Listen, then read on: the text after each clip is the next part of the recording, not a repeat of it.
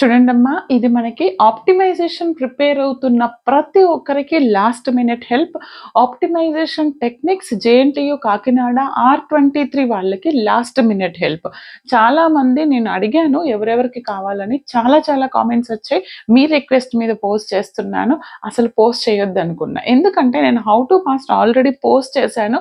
ఎందుకు మేడం ఇంత లాస్ట్లో పోస్ట్ చేస్తున్నారు అంటే, చాలామంది స్టూడెంట్స్ అయితే ఓన్లీ లాస్ట్ 2 డేసే చదువుతున్నారు. నేను ఆ లాస్ట్ 2 డేస్లో ఇంకా లాస్ట్ మినిట్ అంటే మీరు పేపర్ టఫ్ వస్తే కష్టం అవుతుంది. అందుకని ఫస్ట్ హౌ టు పాస్లో ఐ థింక్ సండే నైట్ ఇప్పటి వరకు మీరు హౌ టు పాస్లు అన్నీ ప్రిపేర్ అయి ఉంటారు.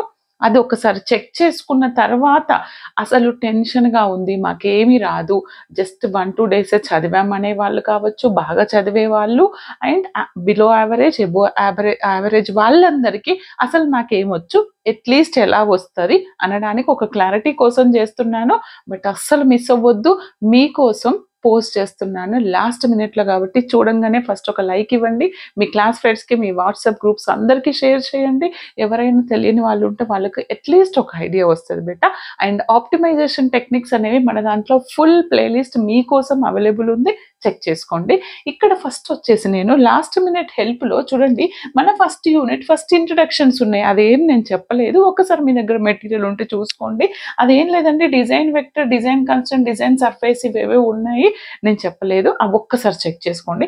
దాని తర్వాత క్లాసికల్ ఆప్టిమైజేషన్ టెక్నిక్స్లో మనకి క్లియర్గా ఏం లేదు బెట, సింగిల్ మల్టీ వేరియబుల్ వితౌట్ ఏమని ఇచ్చారు, single variable optimization, multi variable optimization ఉంది ఫస్ట్ మనకి వితౌట్ కన్స్ట్రెంట్.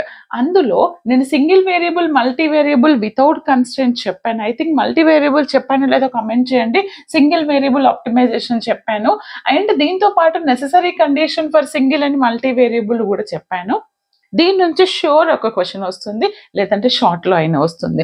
అండ్ కంపల్సరీ ఈ LM అంటే లెగ్రాంజెస్ మెథడ్ ఆఫ్ మల్టిప్లయర్ ఒకటి, కంటక్కర్ కండిషన్స్, ఈ రెండు ఇండివిజువల్ బిట్లో రావచ్చు, లేదు ఒక్కటే వస్తే ఒకటి, బట్ ఏదన్నా ఒకటి మాత్రం షూర్ దిగింది. ఈ రెండు లేకుండా మీరు అసలు వెళ్ళొద్దు ఎగ్జామ్కి.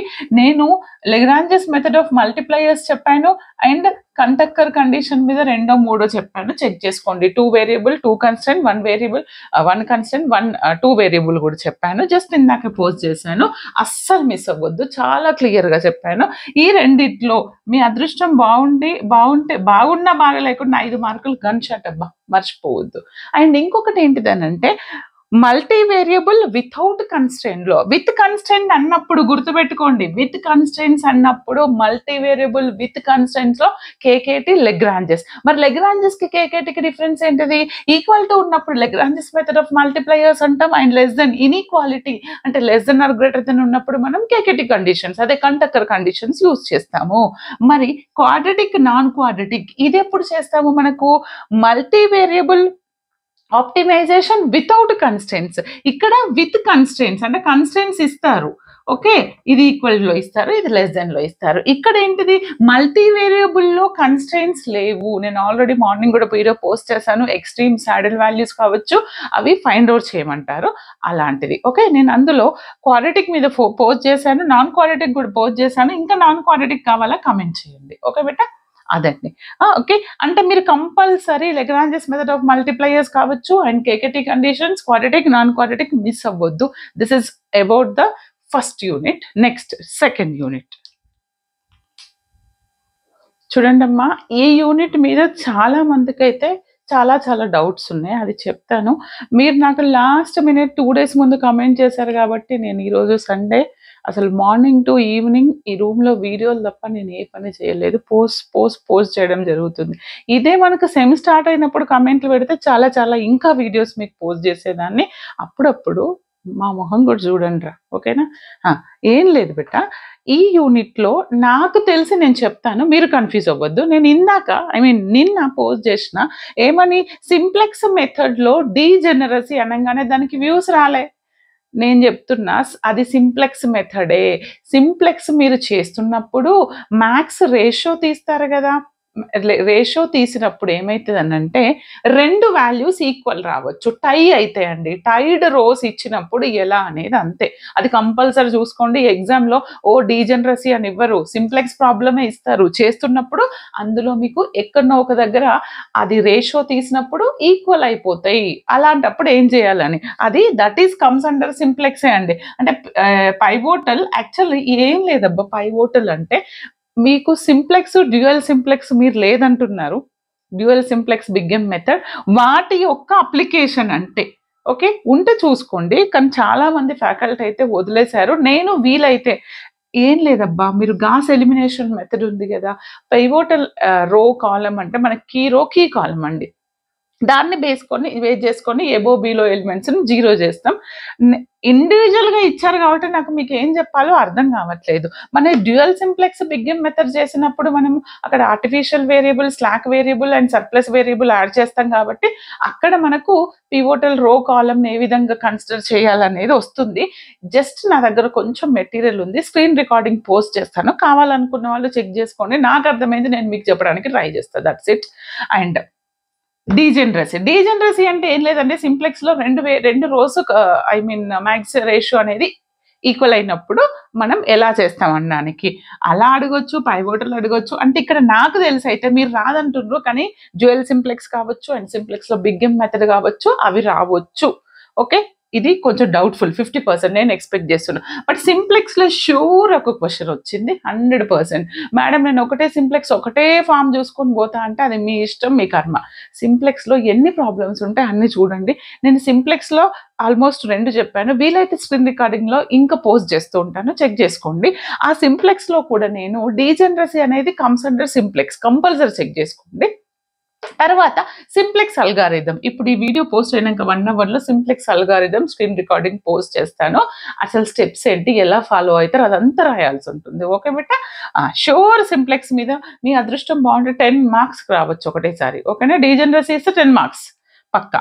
తర్వాత గ్రాఫికల్ రిప్రజెంటేషన్ ఏముంది సిలబస్ మనకి, ఎల్పిపిలో ఫస్ట్ స్టాండర్డ్ ఎల్పిపి ఉంది. స్టాండర్డ్ ఎల్పిపి మీద ప్రాబ్లమ్స్ ఎలా చేయాలని చెప్పాను.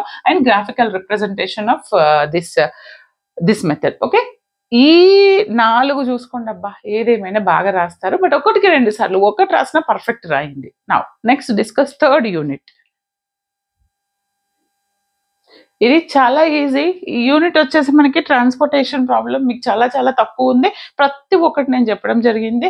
ఇక్కడ ఏం లేదండి, మనకి బేసిక్ ఫీజిబుల్ సొల్యూషన్ వచ్చేసి మనము 3 వేస్లో కనుక్కుంటాం. ఒకటి north west corner cell method and least cost cell method and ఇంకొకటి ఏమని చెప్పాను, ఓగల్స్ అప్రాక్సిమేషన్. ఓగల్స్ అప్రాక్సిమేషన్, దీనినే నేను ఓగల్స్ అప్రాక్సిమేషన్ మెథడ్, దీనినే వ్యామ్ అని కూడా అంటాం. 2 సేమే. ఈ మూడిట్లో ఒకటి పక్కా దిగింది నాకు తెలిసైతే. ఓగల్స్ అప్రాక్సిమేషన్ లో అన్బ్యాలెన్స్డ్ ఇచ్చినప్పుడు ఎలా చేయాలని అడగొచ్చు. కొంచెం లెంతీ ఉంటుంది, లాంగ్ వస్తుంది. ఇక్కడ నేను బ్యాలెన్స్డ్ ఇచ్చినప్పుడు ఎలా చేయాలి, ఇవి 3 చెప్పాను. అన్బ్యాలెన్స్డ్ 2 చూసుకోండి. ఓకేనా. అండ్ తర్వాత కంపల్సరీ యూవి మెథడ్ యూజ్ చేసి ఆప్టిమల్ సొల్యూషన్ అంటే అది చెయ్యాలి అని అంటే మీకు ఈ మూడిట్లో 3 వచ్చి ఉండాలి. ఏదైనా యూజ్ చేసి బేసిక్ ఫీజిబుల్ కనుక్కోమంటారు, తర్వాత ఆప్టిమల్. నేను నిన్న చాలా చాలా క్లియర్గా పోస్ట్ చేశాను. ఇలా చూసుకోండి సరిపోతుంది. 100% యూనిట్ మొత్తం చేస్తారు. నేను చెప్పిన ఒక 8 వీడియోస్ ఉన్నాయా, అంతకంటే తక్కువనే ఉన్నాయి, అవి చూసుకొని సరిపోతుంది. కూల్. అండ్ నెక్స్ట్ యూనిట్ 4 చూడండి. మా యూనిట్ 4 వచ్చేసి మనకి నాన్ లీనియర్ ప్రోగ్రామింగ్. ఈ నాన్ లీనియర్ ప్రోగ్రామింగ్లో ఇంకొకటి చెప్తున్నాను. నాన్ లీనియర్ ప్రోగ్రామింగ్ అంటే ఏంటిది, బేసిక్ ఇంట్రొడక్షన్ అడుగుతారు విత్ కన్స్ట్రెయింట్స్. నేను already NLPP non linear programming problem introduction చేశాను, అక్కడ చెక్ చేసుకోండి. అంటే ఏంటిది, వాట్ ఈజ్ ఎల్పిపి, ఇవన్నీ షార్ట్లో కంపల్సరీ మీకు వచ్చి ఉండాలి. ఓకేనా. ఏం లేదు బేటా, ఇది చాలా చాలా క్లియర్గా, అసలు ఇప్పటి వరకు మీకు యూట్యూబ్లో దీని మీద అంత క్లియర్ వీడియోస్ లేవు. ఫిబోనాకీ ఏంటిదండి మనకి, Fibonacci method and univariate method, steepest descent method, ఈ మూడిట్లో ఒకటి వచ్చేసింది 100%. ఆర్ మూడిట్లో 2 కూడా రావచ్చు.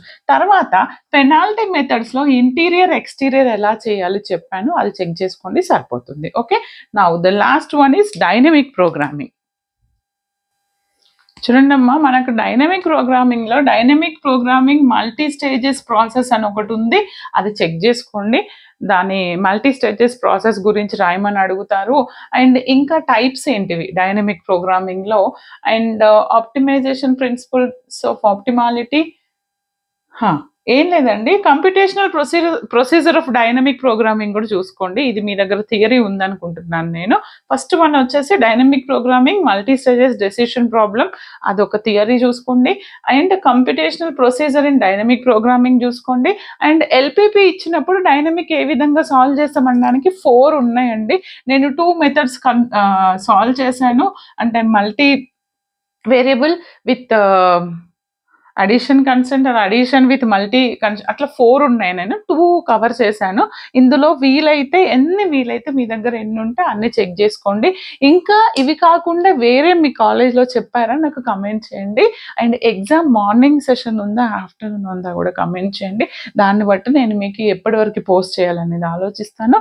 All the very best beta, thanks for watching. ఆగండి, ఎగ్జామ్లో ఒకవేళ ఫస్ట్ మీకు రాని క్వశ్చన్స్ అటెంప్ట్ చేయొద్దు, పర్ఫెక్ట్ వచ్చినాయి అన్నవి బాగా రాయండి.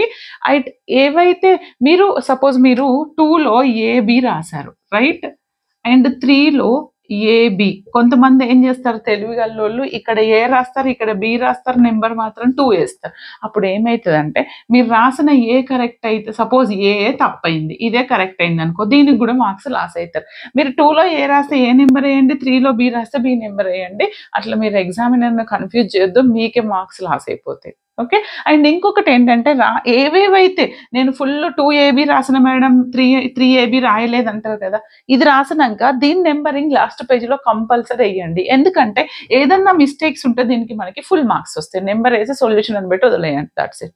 Okay beta, all the very best. Thanks for watching. Like, share, comment compulsory.